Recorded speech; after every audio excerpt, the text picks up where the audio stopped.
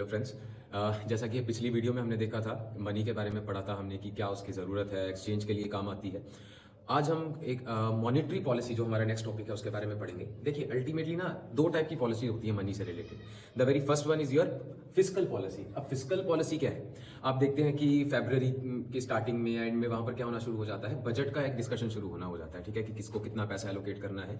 That is called your fiscal policy, जो कि सरकार करती है। चाहे आप स्टेट गवर्नमेंट देख लेते हैं, चाहे आप सेंट्रल गवर्नमेंट देख लेते हैं, तो वहां पे जो उनका बजट सेशन होता है उसमें इसके बारे में बात होती है। So they talk about fiscal policy, जहां पे टैक्सेशन की बात होती है कि टैक्स बढ़ाना है, कम करना है, किस कौन से सेक्टर को, एग्रीकल्चर को कितना एलोकेट करना है, उसके हिसाब से अब हमें फिस्कल पॉलिसी में काम करना पड़ता है। But now in this video हम बात करेंगे जो आपके पास जो मनी है which is already in the market, उसको किस तरीके से कंट्रोल करना है। So that is for that, to control that money there is a need for monetary policy, ठीक है।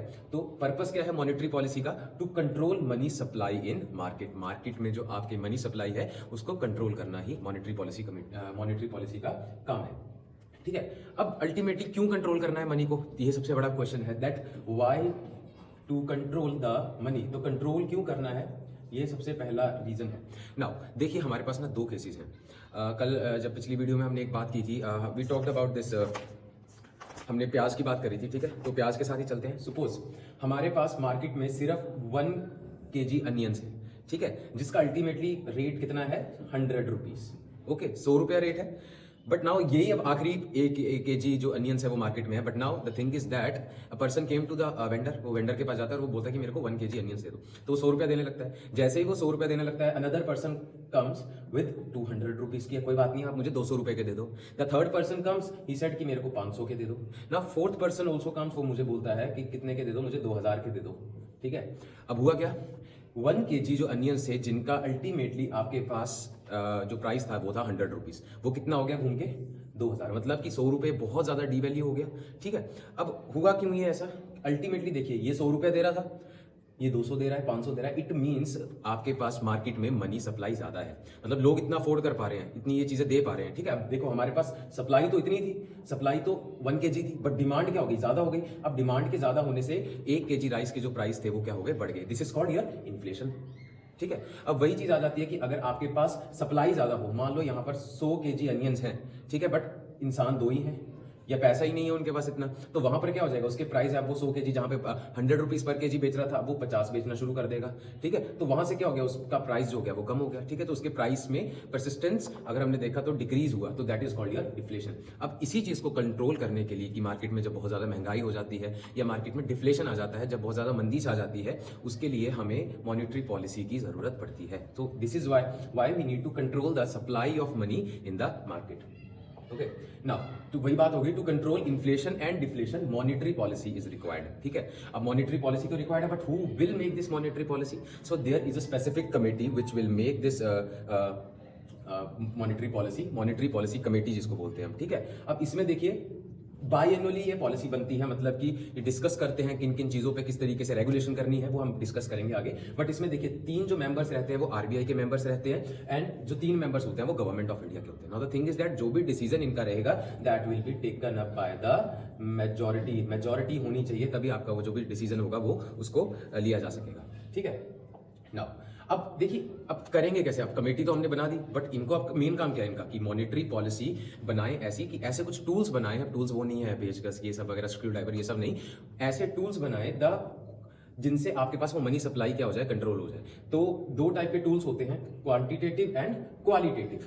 देखिए, क्वांटिटेटिव टूल्स जो होते हैं आपके पास, उनको बोलते हैं हम इनडायरेक्ट टूल्स, ठीक है। इनडायरेक्ट टूल्स होते हैं, मतलब कि आप एक चीज में बदलाव कर रहे हैं तो उसका असर डायरेक्टली इनडायरेक्टली कहां पर पड़ रहा है, मनी पे, ठीक है। अब डायरेक्ट टूल्स क्या हो जाएंगे, इनको हम बोलते हैं क्वालिटेटिव। तो 1 बाय 1 हम बात करेंगे। तो सबसे पहले हम बात करेंगे क्वांटिटेटिव टूल्स की। देखिए, तो पहला जो क्वांटिटेटिव टूल आता है वो आता है रेपो रेट। आप देखते होंगे ना, अगर कोई बैंकिंग की तैयारी कर रहा है, कोई अगर अल्टीमेटली आपका इकोनॉमिक्स का भी बेस नहीं है, तो आपने कभी सुना होगा कि आरबीआई ने इतना रेपो रेट कर दिया, ठीक है। तो repo rate is the very first quantitative tool. अब ये है क्या, इसको थोड़ा सा एग्जांपल से समझते हैं, but before studying the example let us now read its definition. Interest charged by RBI for short term lending to banks.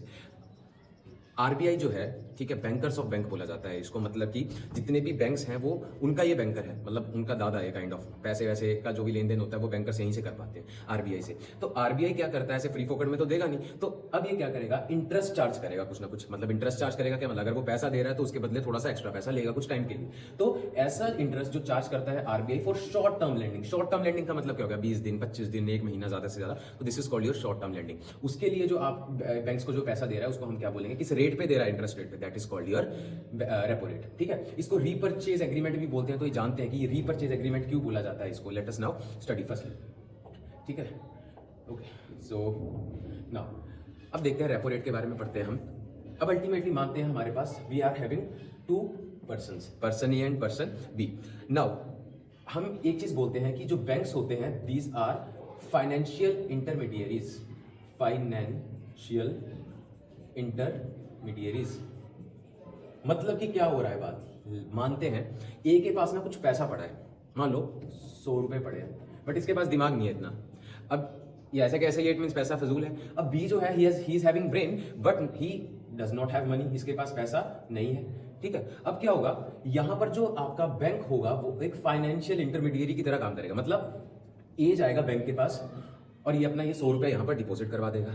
ठीक है, अब बैंक क्या करेगा, इस 100 रुपए के बदले इसको कुछ इंटरेस्ट देगा, यानी कि कुछ पैसा, फॉर एग्जांपल 4% इंटरेस्ट दे रहा है। मतलब कि अगर 100 रुपए दे रहा है तो हो सकता है साल के बाद इसको 104 रुपए मिले वापस। बट अब ये बैंक ये 4% देगा कहां से। अब हुआ क्या, बी को पैसों की जरूरत थी तो ये बी कहां आएगा, बैंक के पास आ गया। अब नाउ ही नीड्स मनी, तो व्हाट विल हैपन, बैंक यही 100 रुपए मानते हैं ये किसको दे देगा, बी को देगा। बट अब जो ऑब्वियसली बात है, पैसा दे रहा है फ्री फोकट में तो नहीं देगा। ठीक है, कोई भी किसी को पैसा दे रहा है तो फ्री फोकट में नहीं दे रहा है, सिवाय मम्मी पापा के। ठीक है, तो इसलिए बैंक क्या करेगा, इससे कुछ ना कुछ चार्ज लेगा एक्स्ट्रा। और वो मान लेते हैं सपोज हम जो चार्ज है दैट इज योर 10%। तो यहां पर सेम चीज आ रही है कि ना, यहां से क्लियर हो गया। तो इस तरीके से अपना बैंक क्या करते हैं, प्रॉफिट कमा लेते हैं। ठीक है, हुआ क्या, इनको 4% इसको देना पड़ा, 10% ये यहां से आ रहा है, तो कितना उनका प्रॉफिट हो गया आपके पास, 6%। तो 6% तो इनको ही प्रॉफिट हो गया। ठीक है, नाउ अब हम समझते हैं कि बैंक के पास पैसा कहां से आया। सपोज अगर बात करते हैं, मान लो नाउ लेट अस सी, अब ये तो केस जब हो गया कि ठीक है, जब ए के पास 100 रुपीज थे, बी के को 100 चाहिए थे और ये था आपका bank. This was the first case कि दे लेके हो गया काम। बट नाउ अब क्या हो गया, ए तो वही सेम रहा, ये बैंक आपका सेम रहा, बट आपको जिनको लोन चाहिए वो लोग बढ़ गए। मान लो यहाँ बी है, यहाँ सी है, यहाँ डी है, इसको भी 100 चाहिए, इसको भी 100 चाहिए और इसको भी 100 रुपीज चाहिए। What will happen now? अब ये इसको तो वो करेगा 100 रुपया, मान लो इसने इसको यहाँ पे डिपॉजिट करवा दिया तो इसको 4% इंटरेस्ट मिल रहा है। अब बट ये इसके पास कितना है, सिर्फ इस टाइम 100 रुपीज है। Now it can not give this 100 rupees, सबको नहीं दे पाएगा। अब इस कंडीशन में क्या करता है, bank will go to RBI, RBI के पास जाएगा। अब RBI is the bankers of bank, banker of banks. ठीक है, now what will RBI do, RBI बोलेगा ठीक है तुम एक काम करो, शॉर्ट टर्म के लिए थोड़ा बहुत पैसा ले लो जो तुम्हें चाहिए। अब आरबीआई ने क्या किया, RBI will lend its money to bank. अब आरबीआई क्या करेगा, बैंक को पैसा देगा। ठीक है, अब आरबीआई ने जब वो बैंक को पैसा दिया तो कुछ ना कुछ अब इंटरेस्ट तो वो भी चार्ज करेगा ना। तो इसी इंटरेस्ट को, शॉर्ट टर्म लैंडिंग को हम क्या बोल देते हैं, रेपो रेट। ठीक है, मान लो आरबीआई ने बैंक को जो पैसा दिया वो दे दिया 5% इंटरेस्ट पे, कि तुम मुझे क्या करोगे, 5% इंटरेस्ट देते जाओगे। ठीक है, इस पैसे पे अगर 100 रुपए लिया है तो वही 105 रुपए, इस टाइप से वो देते जाओगे तुम। अब बैंक क्या करेगा, बैंक को तो यहां से अब लोन लेना पड़ा काइंड ऑफ। ठीक है, रेपो रेट, ठीक है, इंटरेस्ट चार्ज देना पड़ेगा उसको। अब बैंक क्या करेगा, कस्टमर्स तो थे उसके पास, हमने देखा बैंक के पास 3 कस्टमर थे। ठीक है, अब बैंक क्या करेगा, यहां पर भी दे दिया, मान लो 100 रुपए, यहां भी दे दिया 100 रुपए, यहां भी दे दिया, ये दे रहा है। बट अब इसको का कितना पैसा वापस करना है, यहाँ पर 5% वापस करना है। तो what it will do, bank क्या करेगा, जो आपका सपोज हम रेपो रेट को x मानते हैं, repo rate is your x। अब बैंक क्या करेगा, इसको प्रॉफिट भी तो करना है ना, बैंक का मेन काम क्या, खुद का प्रॉफिट भी तो संभालना है इसको। तो बैंक क्या करेगा, अपना इंटरेस्ट भी लगाएगा साथ में। ठीक है, तो बैंक जब अपना इंटरेस्ट लगाएगा, सपोज यहां से 5% पे वो लोन ले रहा है, बट वो 5 पे नहीं देगा, वो कितने पे दे देगा, अपना मान लो इसने लगा दिया 4%, तो ये कितने पर दे पाएगा इसको, बी सी और डी को 9% पे। तो स्टिल जो आपका बैंक है उसको क्या हो गया, प्रॉफिट हो गया। कितने परसेंट का हो गया प्रॉफिट, 4% का प्रॉफिट हो गया। ठीक है, यहां तक तो अब हमने देख लिया। सो रेपो रेट यहां तक पता चल गया। अब हम बात करते हैं how it is controlling inflation और डिफ्लेशन। तो सबसे पहले बात कर लेते हैं जी इन्फ्लेशन की। ठीक है, नाउ यहाँ पे हमने क्या पढ़ा कि इन्फ्लेशन का अल्टीमेटली मतलब हम मान के चलेंगे कि मार्केट में आपके पास जो मनी है वो ज्यादा है, मनी ज्यादा है। ठीक है। अब सपोज एक पर्सन है ए, ओके मतलब महंगाई बहुत ज्यादा है इस टाइम पे, महंगाई ज्यादा है, तो क्या हो रहा है, इट मींस मनी सप्लाई ज्यादा है मार्केट में, लोगों के पास ज्यादा पैसा है। सो व्हाट विल हैपन, अब ए आएगा बैंक के पास, ए विल कम टू बैंक कि भाई मुझे एक काम करो, आप लोन दो, ठीक है। अब पहले मान लो आरबीआई इसको 5% दे रहा था, प्लस ये फर्दर 4% लगा रहा था, टोटल इसको लोन कितने पे मिल रहा था, 9% पे देना पड़ रहा था इसको लोन, कि ठीक है कोई बात नहीं 9% पे ले जाओ। बट अगर मार्केट में महंगाई आ गई, so what will happen, RBI कैसे कंट्रोल करेगा, क्योंकि बैंक तो अपना प्रॉफिट कमा ही रहा है। अब बैंक अपना जब प्रॉफिट कमाएगा, बट आरबीआई को क्या करना पड़ेगा, जो बैंक को लेंड कर रहा है, बैंक को ये पैसा दे रहा है, उस रेट को क्या करना पड़ेगा, थोड़ा सा बढ़ाना पड़ेगा। अब बढ़ाएगा कैसे, उसने अपने रेपो रेट को सीधा सीधा क्या कर देगा, रेपो रेट को वो इंक्रीज कर देगा। पहले वो 5% पे लेंड कर रहा था, अब वो 6 पर करेगा।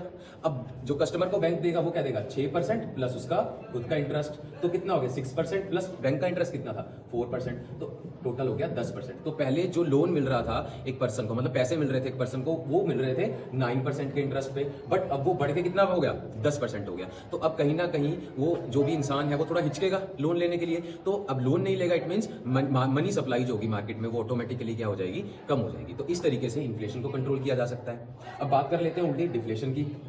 अब डिफ्लेशन क्या होगा, डिफ्लेशन उल्टा हो जाएगा। अब भाई repo rate plus bank interest आपका कितना था 5% प्लस 4%, दैट इज टोटल कितना बन गया 9% पे मिल रहा था लोन, बट मार्केट में मनी सप्लाई है ही नहीं अब। तो अब आरबीआई क्या चाहेगा कि मनी सप्लाई हो मार्केट में, तो जिस रेट से वो लेंडिंग कर रहा था किसको, बैंक्स को, वो क्या करेगा डिक्रीज करके, मान लो 5% है तो 5 से डिक्रीज करके वो क्या कर देगा 4% कर देगा, ठीक है। और बैंक अपना लगा ही रहा है तो कितना बन जाएगा 8%। तो मतलब सीधी बात है, डिफ्लेशन में क्या हो गया, आपका रेपो रेट कम हो गया। अब रेपो रेट कम हो गया तो मतलब आगे बैंक जो है वो भी ऑब्वियसली है कम रेट पे, इंटरेस्ट ऑफ रेट्स पे देगा। तो कोई भी इंसान पहले 10% पे मिल रहा था और अब कितने पे मिल रहा है 8% पे, तो लोन लेगा, तो इसलिए मार्केट में मनी चली जाएगी। तो इस तरीके से डिफ्लेशन कंट्रोल होगी। तो यहां से हमें एक चीज पता चली, जो आपका रेपो रेट है उसको जब हम इंक्रीज करते हैं, कब करते हैं हम इंक्रीज, जब हमें इन्फ्लेशन को कंट्रोल करना होता है, मतलब इंटरेस्ट रेट बढ़ा देते हैं हम काइंड ऑफ। अगर आरबीआई बढ़ाएगा तो बैंक को भी बढ़ाना ही पड़ेगा, ठीक है, बैंक अपना नुकसान नहीं कर पाएंगे। और जब हमें डिक्रीज होता है, तो डिक्रीज कब होता है, टू कंट्रोल द डिफ्लेशन, मतलब कम रेट ऑफ इंटरेस्ट पे लोन मिल जाएगा। तो दिस इज द टूल। तो अब क्या हो रहा है, अब आरबीआई ने तो सिर्फ अपना रेट इंक्रीज किया, ठीक है, या डिक्रीज किया, बट उसका इनडायरेक्ट इंपैक्ट कहां पर पड़ रहा है, पूरे के पूरे बैंकिंग सिस्टम पे। So this was all about your repo rate. फिर रिवर्स रेपो रेट, तो रिवर्स रेपो रेट भी बहुत इजी सी चीज है। देखिए इसमें सिंपल बात करते हैं, रेपो रेट माइनस कोई x% इंटरेस्ट। अब ये है क्या, अब वही चीज है, मान लो कि बैंक के पास ए गोज टू बैंक और उसने अपना 100 रुपीज डिपॉजिट करवा दिए बैंक को, 100 रुपए दे दिए बैंक को। Now what will happen, bank को इसको इंटरेस्ट देना पड़ेगा 4% के हिसाब से फॉर एग्जाम्पल। बट क्या हो रहा है, अब बैंक के पास आगे फर्दर कोई भी लेंडर नहीं आ रहा है, मतलब कोई लोन लेने के लिए नहीं आ रहा है उसके पास। तो इस केस में क्या होगा, bank will again go to RBI. तो आरबीआई के पास जाएगा और बोलेगा एक काम कीजिए, आप ये पैसा जो हमारे पास 100 रुपए पड़ रखे हैं इसको अपने पास ले रख लीजिए और आप 4%, मतलब हमें एक 4.5% इंटरेस्ट दे दीजिए, काइंड ऑफ इतना आप इंटरेस्ट दे दीजिए। तो आरबीआई बोलेगा ठीक है। तो काइंड ऑफ अब हम इसको क्या बोलेंगे, रिवर्स रेपो रेट क्या होगा, वो ऐसा रेपो रेट, ऐसा इंटरेस्ट रेट होगा जो बैंक चार्ज करेगा किससे, आरबीआई से, किस काम के लिए, जो पैसा बैंक आरबीआई में रख रहा है। तो इस तरीके से अब क्या हो जाएगा, रिवर्स रेपो रेट में भी सेम चीज आ जाएगी। इन्फ्लेशन जब बहुत ज्यादा होगी मार्केट में तो हमें ये बढ़ाना पड़ेगा, ठीक है, बढ़ाना पड़ेगा। तो ऑब्वियसली बात, अगर हम बढ़ाएंगे इसको तो इन्फ्लेशन कंट्रोल हो जाएगी। और सेम अगर हम डिक्रीज करेंगे तो आपके कब करेंगे डिक्रीज, डिफ्लेशन के टाइम पे। और कुछ नहीं है, हमें अल्टीमेटली बस ये पता होना चाहिए कि रिवर्स रेपो रेट क्या होता है आपका, the rate of interest which is charged by the bank from RBI, ठीक है। So this is it, reverse repo rate है, ठीक है। तो मेन इनका पर्पस यही है कि बैंकिंग सिस्टम जो है आपका वो सस्टेन रहे, ठीक है। Next one is your open market operation. अब ओपन मार्केट ऑपरेशन का मतलब ही ये है कि आपके पास गवर्नमेंट की कोई सिक्योरिटीज होती हैं, कुछ बॉन्ड्स होते हैं, इनको क्या करते हैं आप मार्केट में आके सेल कर देते हैं उन बॉन्ड्स को, ठीक है। अब होता क्या है, मार्केट में सपोज बहुत ज्यादा पैसा है, इस टाइम मनी सप्लाई बहुत ज्यादा है, जोरों शोरों से सबके पास पैसा है और सब पैसा उड़ा रहे हैं। अब इस चीज से वही हो जाएगा कि 100 की चीज आपको 2000 में मिलनी शुरू हो जाएगी। तो अब क्या किया जा सकता है, बैंक गवर्नमेंट क्या कर सकती है यहाँ पर, गवर्नमेंट मार्केट अपनी जो भी सिक्योरिटीज़ हैं, अपने बॉन्ड्स हैं, ठीक है, अपने टेंडर्स जो भी हैं, उनको क्या करेगी, मार्केट में बोलेगी आरबीआई को कि आप एक काम कीजिए, आप जाइए और इनको मार्केट में सेल कर दीजिए। अब सपोज क्या होगा, सेल होगा तो 100 रुपये दे के वो सिक्योरिटी या फिर जो वो बॉन्ड्स हैं वो कहाँ चले जाएंगे, अगेन गवर्नमेंट के पास या आरबीआई के पास चले जाएंगे, ठीक है। और क्या होगा, पैसा मार्केट में जो ज़्यादा था वो क्या होगा, वापिस आ जाएगा।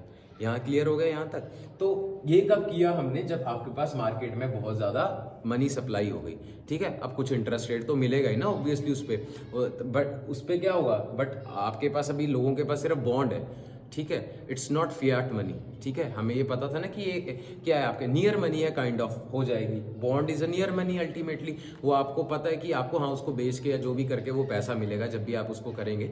बट अभी के लिए क्या हो गया, आपके पास जो लिक्विडिटी है, लिक्विडिटी का मतलब क्या होता है, एक्चुअल में जो कैश है होता है हमारे पास, तो वो तो नहीं होगा। तो इस वजह से कंट्रोल आ जाएगा इन्फ्लेशन में। मार्केट से अल्टीमेटली जब इन्फ्लेशन है तो पैसा खींचना है वहां से बाहर, बस गवर्नमेंट अपने पास खींच लेती है, मतलब आरबीआई के थ्रू मॉनेटरी पॉलिसी जो भी बनाते हैं वो।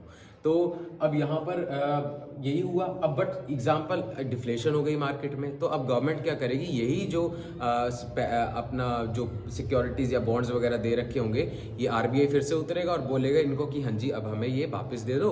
अब मान लो अगर 100 रुपये पे लिया था ये, तो वो क्या करेंगे, उनको 105 रुपये दे देंगे।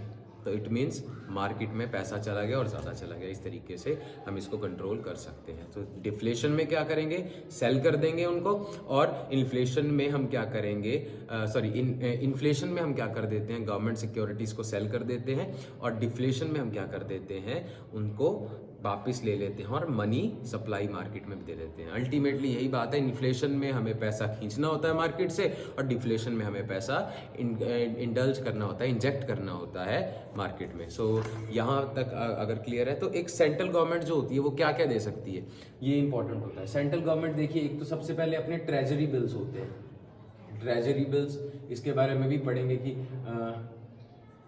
Treasury bills. उसके बाद आपके पास उनके जो बॉन्ड्स होते हैं, ठीक है, अपने बॉन्ड्स दे सकती है। उसके बाद आप एक होती है हमारे पास डेटेड सिक्योरिटीज, ठीक है, इतने से इतने टाइम के लिए वैलिड है ये, इट मीन्स इसको ये बोलेंगे सिक्योरिटीज, ठीक है, डेटेड सिक्योरिटीज दे सकती है, ये कर सकती है। तो ये सब कौन कर सकता है, अपना बेस कौन सकता है, ट्रेजरी बिल्स, बॉन्ड्स और डेटेड सिक्योरिटीज, ये सारी की सारी आपके पास सेंट्रल गवर्नमेंट जो होती है वो कर सकती है। सेंट्रल गवर्नमेंट क्या कर सकती है, वो आपकी अपनी चाहे वो ट्रेजरी है, ट्रेजरी बिल्स है, या अपने बॉन्ड्स हैं, या अपना डाटा है, वो क्या कर सकती है, आरबीआई के थ्रू ओपन मार्केट ऑपरेशन से वो सेल करवा सकती है, ठीक है, या उनको परचेज कर सकती है।